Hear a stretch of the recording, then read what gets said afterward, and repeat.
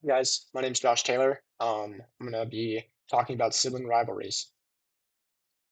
Here's a little structure of what I'm gonna go through. First, I'm gonna give my definition of sibling rivalries, the leading causes, effects that sibling rivalries has on family interaction, my findings that I gathered through my research, how families can address this issue, the benefits of good sibling relationships, and then lastly, conclusion and resources. The definition of sibling rivalry describes the ongoing conflict between kids raised in the same family. It can happen between blood related siblings, siblings, and even adopted or foster siblings. It might take the form of verbal or physical fighting, tattling and bickering, being in constant competition for parental attention, and voicing feelings of envy. Here are the first kind of set of causes. I divided them into two sections. So this is the psychological and family causes. Um, the first one is parental favoritism and unequal treatment. When children feel their parents favor one sibling, it can create jealousy and resentment, and this fuels rivalry. Attachment insecurity. Kids who feel uncertain about their parents' love might see siblings as competitors for affection and security from their parents. Um, Search for identity and significance. Siblings try to stand out among each other, which can cause competition and conflict.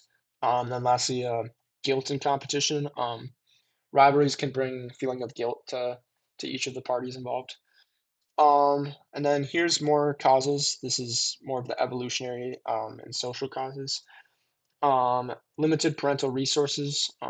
Siblings naturally compete for limited resources. This could be time, money, parental affection. Historically, this competition helped children survive and secure parental investment in their lives. Um, then close age gap and same-sex siblings. Rivalry is often strongest in these groups when siblings are close in age or the same gender because they're more likely to compare themselves and compete directly with one another. Um, Developmental stage and personality differences. Children at different developmental stages or with different personalities might clash more. Um, Jealousy over attention. When one sibling feels another gets more praise or recognition, this can bring about jealousy, which can trigger conflict, and that can lead to a rivalry. Here are some important theories that I saw repeated in my research that I was looking at. The first one is attachment theory. Bowlby's attachment theory explains why rivalry can occur when children feel insecure about their parents' love or attention. Siblings may compete for comfort or emotional support from caregivers. The next theory that I found was the theory of individual psychology.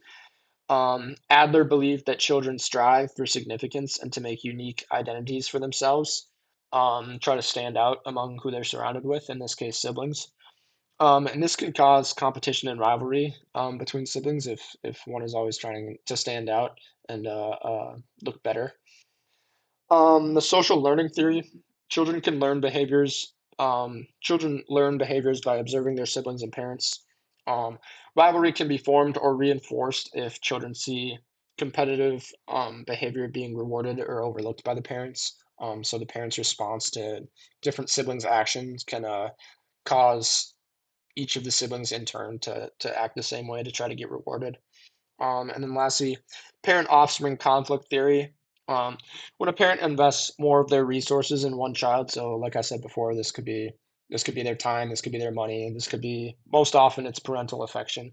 So when these resources are invested in one child, there's less remaining resources for the other siblings, and this can cause the siblings that are receiving less resources to kind of lash out at the sibling that's getting the benefit of these resources. Here's a table that I found interesting in my studies. It gives a breakdown of kind of how gender, birth order, and adoption or biological status can impact a child's characteristics, as well as their relationship with their siblings. So it kind of goes through the different birth order and gender, and talks about family situation and child's characteristics. One that really stood out to me was the twin position. I'm a twin myself. Um, I didn't really notice these to be especially true in my situation, where like the stronger one becomes a leader, or parents see one as older. I think it's generally pretty equal for me and my brother. But yeah, I found that interesting. And then sibling rivalry. Here are some effects on family interaction. Sibling rivalry can cause feelings of abandonment or neglect. Children may feel left out or ignored, especially if parents favor one sibling. And then parents do this intentionally or unintentionally. And then this can lead to long-term emotional instability and feeling of neglectance. Physical violence. Rivalries can escalate into forms of physical aggression. These can be harmful and traumatic long term. Sexual and emotional abuse. In extreme cases, sibling rivalry can involve sexual and or emotional abuse, which has serious consequences for psychological development down the road. Parental stress.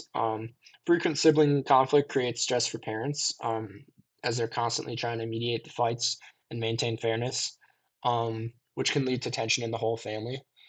So when a parent is just constantly being faced with their children arguing, they feel the need to make everything fair, and this can really bring tension for them. It can disrupt family cohesion, weaken sibling bonds. This persistent rivalry can damage family harmony, and long-term sibling relationships. And then damaged emotional well-being and communication patterns. Rivalry can bring harm to children's emotional health, their self-esteem, and their ability to communicate effectively with family members down the road. And then research shows that sibling abuse is the most common type of family violence, which I found interesting. It makes it extremely important to address, but as I saw repeated in my studies, is that it is being um, not researched as much. Just because when people think family violence, they think of parental violence or parent-child violence. I think that's kind of overlooked, but it is the most common type, and it can lead to many negative effects down the road, as we can see here. Here is what families can do to address this. They can avoid favoritism. That's important to treat children fairly and acknowledge all their accomplishments equally. They can encourage cooperation. This looks like promoting teamwork between siblings, family as a team. My family really prioritized this when we would have arguments. They'd constantly be saying, "Oh, you guys are all on the same team. We're a team here. We're a family." I do think that helped a lot. They can set consistent boundaries by using consistent rules and consequences for all children. Every child kind of feels like they're being treated equally as their siblings. Not like one sibling can get away with more or anything like that. Families can promote individual identity, support each child's unique interests. Don't look down on a certain interest for a child, because this can cause them to compete more with their siblings. Um, they can model healthy conflict resolution. They can demonstrate calm communication and problem solving and encourage children to act the same during conflicts. This is especially important for the parents. And lastly, they can establish open communication, encourage children to express concerns or feeling of displeasure, so the children don't just have to sit with these feelings. They feel like they can bring these to the parents. And then kind of coming off that, positive aspects of sibling relationships. So if these rivalries are handled well, sibling relationships are the longest lasting family relationships across the children's lifespan. This sibling is going to be a resource for them their whole life. Kind of going with that, their sibling is going to be a source of emotional support and companionship.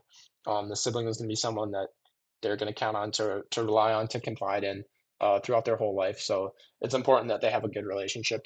Um, Siblings can help teach cooperation, empathy, and conflict resolution with each other. And then identity formation and social skills, kind of all those together.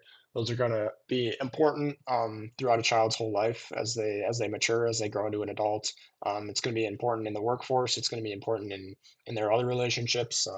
Yeah, so good relationships with their siblings will be very beneficial down the road.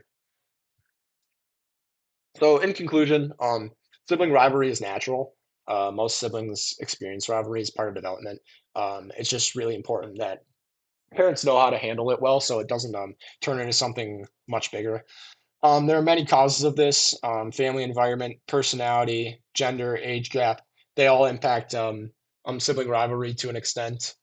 So just knowing that each child's like information, like demographic information, their characteristics, like those are all going to affect um, how they act with each other, how they mesh with each other. Um, poor sibling rivalries, they impact all family dynamics. It's going to influence sibling bonds. It's going to bring about parental stress. It's going to impact family harmony. So it's not just between the siblings. Everybody gets affected by this. Um, and then parental management is key, as I was kind of showing the rules that could be put in place to kind of limit the amount of sibling rivalry.